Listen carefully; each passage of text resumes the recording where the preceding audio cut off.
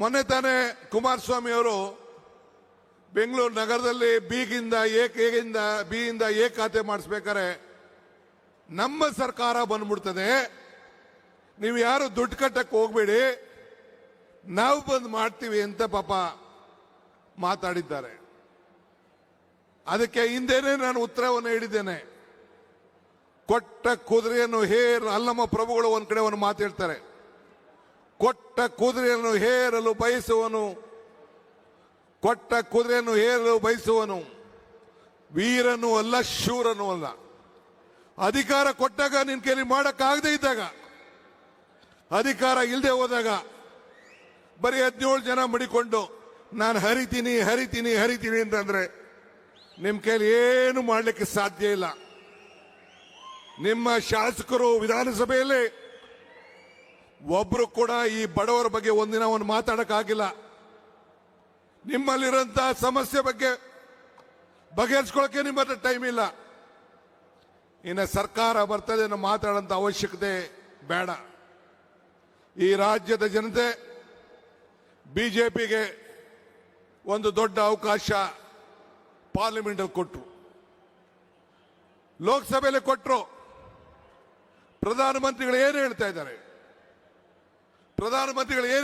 ಇವತ್ತು ನಾವು ಗ್ಯಾರಂಟಿ ಕೊಟ್ಟು ನಿಮ್ಮ ಬದುಕಿನಲ್ಲಿ ನಾವು ಬೆಳಕನ್ನು ಕೊಡ್ತಾ ಇದ್ದೇವೆ.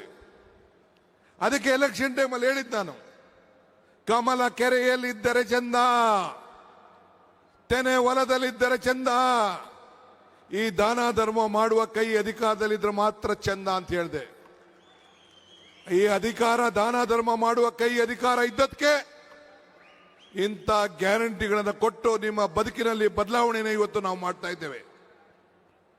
ಇವತ್ತು ಬದುಕಿನಲ್ಲಿ ಹೆಜ್ಜೆ ಗುರುತುಗಳನ್ನು ಉಳಿಸ್ಕೊಳ್ಬೇಕು ಅನ್ನೋ ದೃಷ್ಟಿಯಿಂದ ಇಂಥ ಕಾರ್ಯಕ್ರಮವನ್ನು ಮಾಡ್ತಾ ಇದ್ದೇವೆ. ನಾನು ಬಿಜೆಪಿ ಸ್ನೇಹಿತರುಗಳ ಕೇಳ್ತಾ ಇದ್ದೀನಿ, ಬಹಳ ಕನಸು ಕಾಣ್ತಾ ಇದ್ದಾರೆ ಪಾಪ. ನಿಮ್ಮ ಪ್ರಧಾನಮಂತ್ರಿಗಳು ಯಾಕೆ ಹೇಳ್ತಾ ಇದ್ದಾರೆ? ಪೆಟ್ರೋಲ್ ಕಡಿಮೆ ಉಪಯೋಗಿಸಿ, ಅಡುಗೆ ಎಣ್ಣೆ ಕಡಿಮೆ ಉಪಯೋಗಿಸಿ, ಎಲ್ಲ ಕಡಿಮೆ ಮಾಡಿ, ಎಲ್ಲ ಮೆಟ್ರೋಲ್ ಓಡಾಡಿ, ಬಸ್ಸಲ್ಲಿ ಓಡಾಡಿ, ಕಾರ್ ಬಳಸಬೇಡಿ, ಚಿನ್ನ ತಗೋಬೇಡಿ, ನಿಮ್ಮ ಮಾಂಗಲ್ಯ ಚಿನ್ನನ ತೆಗೆದಾಕ್ಬಿಟ್ಟು ಚಿನ್ನನೂ ಬೇಡ, ಅರ್ಶಿನ ಕೊಂಬು ಕಟ್ಕೊಳ್ಳಿ ಅಂತ ಹೇಳ್ತಾ ಇದ್ದಾರೆ. ನಿಮ್ಮ ಶ್ರಮ, ನಿಮ್ಮ ಬದುಕು, ನಿಮ್ಮ ಕಷ್ಟ, ನಿಮ್ಮ ಜೀವನ ಇರೋದೊಂದು ಜೀವನ. ಆ ಜೀವನದಲ್ಲಿ ನಿಮ್ಮ ಬೆವರಿಗೆ, ನಿಮ್ಮ ಬೆವರಿನ ಬದುಕಿಗೆ, ಬೆವರು ನಿಮ್ಮ ಶ್ರಮದಿಂದ ಬಂದಂತ ಬೆವರು, ಯಾರು ಕೊಟ್ಟಂತ ಬೆವರಲ್ಲ ಅದು. ನೀವು ಸಂತೋಷವಾಗಿಡಬೇಕಾದ್ದು ನಿಮ್ಮ ಜವಾಬ್ದಾರಿ. ಹೇಳಬೇಕು ಪ್ರಧಾನಮಂತ್ರಿಗಳು, ಈ ದೇಶ ಯಾಕೆ ಇಂಥ ಪರಿಸ್ಥಿತಿಗೆ ಬಂತು? ಡಾಲರ್ ಬೆಲೆ 96 ರೂಪಾಯಿ ಆಗೋಗಿದೆ. ಪೆಟ್ರೋಲ್ ಬೆಲೆ ಇವತ್ತು ಕೂಡ 1 ರೂಪಾಯಿ ಜಾಸ್ತಿಯನ್ನು ಇವತ್ತು ಕೂಡ ಮಾಡಿದ್ದಾರೆ. ಇವತ್ತು ನಾನು ತಮ್ಗೆ ಹೇಳೋದು, ಬಿಜೆಪಿ ನಾಯಕರುಗಳು ಯಾಕೆ ಮಾತಾಡ್ತಾ ಇಲ್ಲ? ಸಂಸತ್ ಸದಸ್ಯರು ಯಾಕೆ ಹೇಳ್ತಾ ಇಲ್ಲ? ಅಶೋಕ್ ಆಗಲಿ, ವಿಜೇಂದ್ರ ಆಗಲಿ ಯಾಕೆ ಇದ್ರ ಬಗ್ಗೆ ಚರ್ಚೆ ಮಾಡ್ತಾ ಇಲ್ಲ? ಜನರ ಹೊಟ್ಟೆಪಾಡಿಗೆ ಏನು ನಿಮ್ಮ ಉತ್ತರ ಅನ್ನೋದನ್ನ ಈ ಸಂದರ್ಭದಲ್ಲಿ ಹೇಳ್ಬೇಕು. ಇವತ್ತು ನಾನು ತಮ್ಗೆ ಹೇಳೋದಿಷ್ಟೇ, ನಾನು ಜಾಸ್ತಿ ಮಾತಾಡೋಕೆ ಹೋಗುದಿಲ್ಲ. ಅಂಬೇಡ್ಕರ್ ಅವರು ಹೇಳ್ತಾರೆ, ಇತಿಹಾಸ ಮರ್ತವನು ಇತಿಹಾಸವನ್ನು ಸೃಷ್ಟಿ ಮಾಡಲಿಕ್ಕೆ ಸಾಧ್ಯ ಇಲ್ಲ ಅಂತೇಳಿ. ಹಂಗೆ ಮರಕ್ಕೆ ಬೇರು ಎಷ್ಟು ಮುಖ್ಯನೋ ಮನುಷ್ಯನಿಗೆ ನಂಬಿಕೆ ಕೂಡ ಅಷ್ಟೇ ಮುಖ್ಯ. ನಿಮ್ಗೆಲ್ಲ ಈ ಕಾಂಗ್ರೆಸ್ ಸರ್ಕಾರದ ಮೇಲೆ, ಕಾಂಗ್ರೆಸ್ ಪಕ್ಷದ ಮೇಲೆ ನಂಬಿಕೆ ಇದೆ.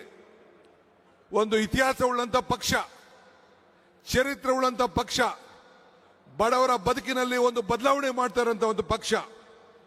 ಸೊ ಹಂಗೆ ಬೇರಿಲ್ಲ ಅಂದ್ರೆ ಯಾವ ಮರ ಕೂಡ ಗಟ್ಟಿಯಾಗಿ ಉಳಿಲಿಕ್ಕೆ ಸಾಧ್ಯ ಇಲ್ಲ. ಹಂಗೆ ಇವತ್ತು ಈ ಬೇರಿಗೆ, ನಿಮ್ಮ ಬದುಕಿಗೆ ಕಾಂಗ್ರೆಸ್ ಸರ್ಕಾರನೇ ಆಧಾರ. ಉಳ್ಳೋನ್ಗೆ ಭೂಮಿ ಇರ್ಬೋದು, ಈ ಭೂಮಿ ಗ್ಯಾರಂಟಿ ಇರ್ಬೋದು, ನಿಮ್ಮ ಬದುಕಿಗೆ ಹಣ ಇರ್ಬೋದು. ಇವತ್ತು ಗ್ಯಾರಂಟಿ ನಮ್ಮ ಶಕ್ತಿ ಯೋಜನೆ, ನಮ್ಮ ರಾಮಲಿಂಗಾರೆಡ್ಡಿ ಅವರು ಇಲ್ಲೆಲ್ಲ ಇರಬೇಕು. 5,000 ಹೊಸ ಬಸ್ಸನ್ನು ತೆಗೆದಿದ್ದೀವಲ್ಲ, ನನ್ನ ತಾಯಂದಿರು ಓಡಾಡ್ಲಿಕ್ಕೆ ನಿಮ್ ಕೈಲಿ ಆಯ್ತಾ? ಅದು ಆಯ್ತಾ? ಹಂಗೆ ದೇವ್ರು ಕೊಟ್ಟಿರೋದು ಎರಡು ಆಯ್ಕೆ, ಒಂದು ಕೊಟ್ಟು ಹೋಗ್ಬೇಕು ಇಲ್ಲ ಬಿಟ್ಟು ಹೋಗ್ಬೇಕು. ಹಂಗೆ ಅಧಿಕಾರ ಸಿಕ್ಕಂತ ಸಂದರ್ಭದಲ್ಲಿ ಈ ವೇದಿಕೆಯಲ್ಲಿರುವಂತ ಎಲ್ಲ ನನ್ನ ಮಂತ್ರಿಗಳು, ಸಹೋದ್ಯೋಗಿಗಳು ಅವರವ್ರ ಇಲಾಖೆಯಲ್ಲಿ ಒಂದು ದೊಡ್ಡ ಸಾಧನೆಗಳನ್ನು ಮಾಡಿ ನಿಮ್ಗೆಲ್ಲ ಒಂದು ಶಕ್ತಿಯನ್ನ ತುಂಬಿದ್ದಾರೆ. ಆದ್ರಿಂದ ನಿಮ್ಮ ಪ್ರೀತಿ ವಿಶ್ವಾಸ ಯಾವಾಗಲೂ ಕೂಡ ಇರಲಿ. ಮತ್ತೆ ಈ ರಾಜ್ಯದಲ್ಲಿ ನಿಮ್ಮ ಸರ್ಕಾರ ಬಂದೇ ಬರ್ತದೆ. ಬರ್ಕೊಳ್ಳಿ, ಇವತ್ತು ಜನತಾದಳ ಬಿಜೆಪಿ ಇಬ್ರು ಸೇರಿ ಬರ್ಕೊಳ್ಳಿ, ನೀವು ಬರ್ಕೊಳ್ಳಿ.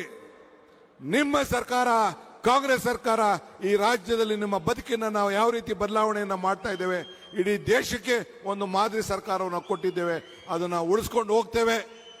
ನಿಮ್ಮ ಆಶೀರ್ವಾದ ಸದಾ ಇರಲಿ. ಈ ದೇಶಕ್ಕೆ ನೋಡಿ ರಾಷ್ಟ್ರ ಧ್ವಜ ಹಾರಾಡ್ತಾ ಇದೆ, ಬಣ್ಣ, ರಾಷ್ಟ್ರಗೀತೆ ಮಾತಾಡ್ತೇವೆ, ಸಂವಿಧಾನ ಮಾತಾಡ್ತೇವೆ. ಇಂಥದ್ದು ಒಂದು ಐತಿಹಾಸಿಕವಾದಂಥ ಪುಟಕ್ಕೆ ಬಿಜೆಪಿ ಸರ್ಕಾರ ಕೇಂದ್ರದಲ್ಲಾಗ್ಲಿ ರಾಜ್ಯದಲ್ಲಾಗ್ಲಿ ಸೇರಕ್ಕಾಗಲಿಲ್ಲ.